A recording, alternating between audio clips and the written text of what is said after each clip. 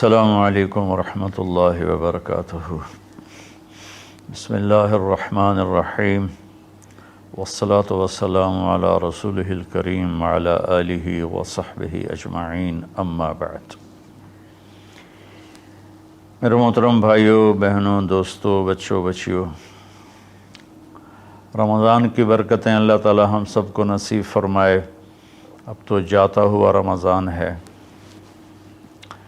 ایک مرتبہ اللہ کے نبی صلی اللہ علیہ وسلم اپنے صحابہ سے فرما رہے تھے کہ بنی اسرائیل میں 4 انبیاء تھے جنہوں نے 80 سال اللہ کے راستے میں جہاد کیا۔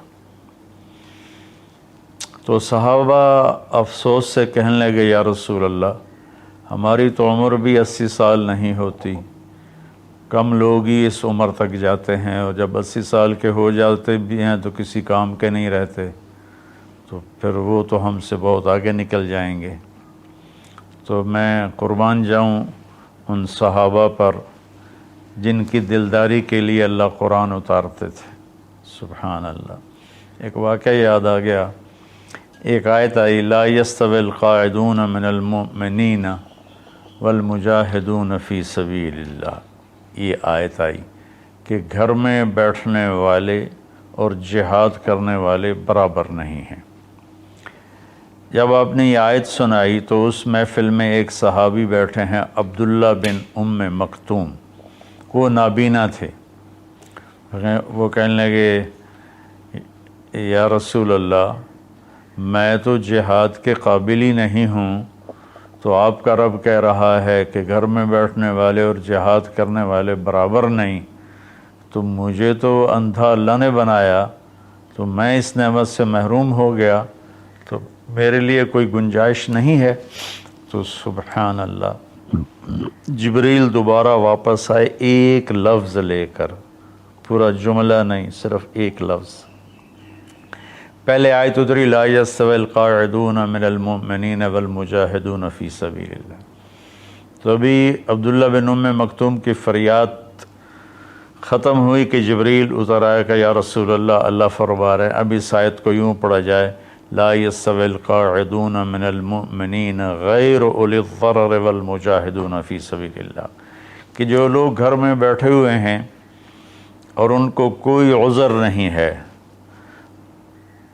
اور وہ اللہ کے راستے میں جہاد نہیں کرتے، تو وہ اور اللہ کے راستے میں جہاد کرنے والے برابر نہیں۔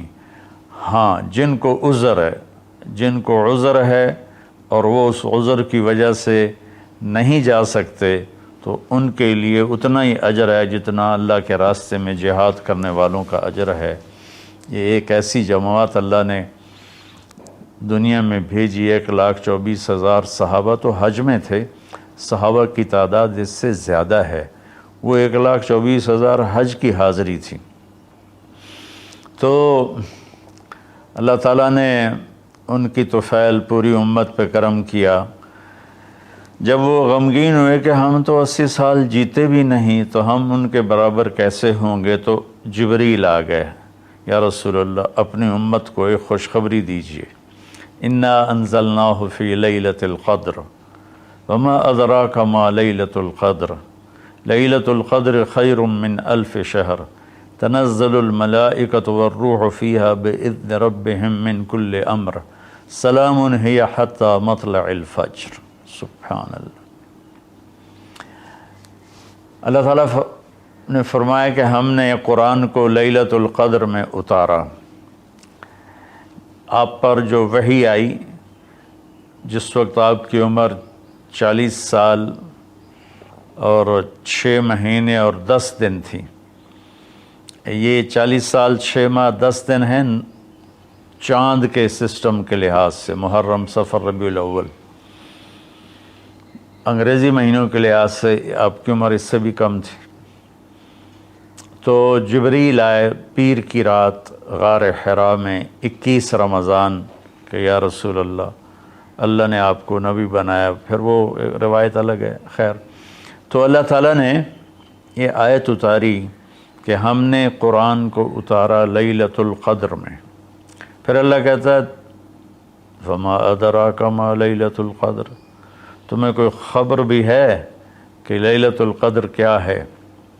پھر اللہ نے خود جواب دیا، لیلۃ القدر خیر من الف شہر، لیلۃ القدر 1 مہینوں کی بندگی سے زیادہ اجر رکھتی ہے۔ ایک رات عبادت کرو تو 1000 مہینوں سے اس کا اجر زیادہ ہے، 83 سال سے بھی اوپر چلا گیا۔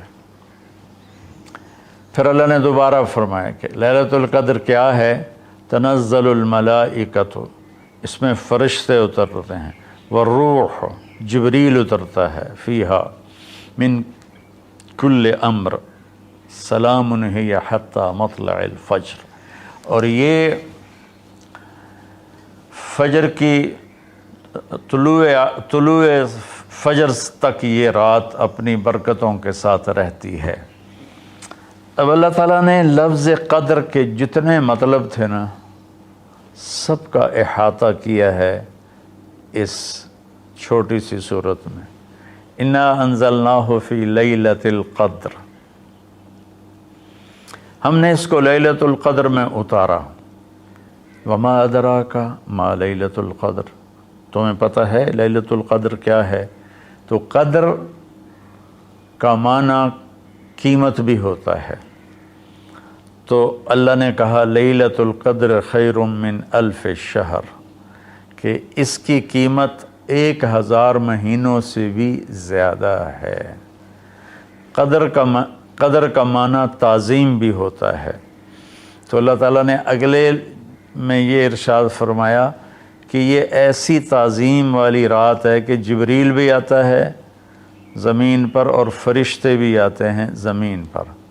قدر کا ایک معنی تنگی بھی ہوتا ہے، فقدر علیہ رزقہ فیقول ربی اہانن، تو اللہ تعالیٰ اسی میں یہ فرما رہے ہیں کہ اس رات زمین پر اتنے فرشتے اترتے ہیں کہ زمین تنگ پڑ جاتی ہے، تنگ پڑ جاتی ہے۔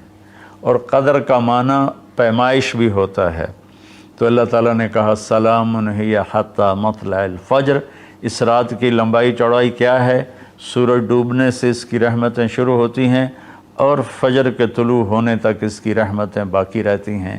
اس طرح قدر کے لفظ کے ہر معنی کو اللہ نے انتہائی خوبصورتی کے ساتھ اس چھوٹی سی صورت میں بیان فرمایا۔ تو اللہ تعالیٰ نے ہمیں اتنی ہمارے ساتھ مہربانی فرمائی کہ ہم اگر ایک رات جاگ لیں تو ہم 83 سال کی بندگی سے زیادہ اجر پا سکتے ہیں، لیکن اللہ نے اس کو چھپا دیا۔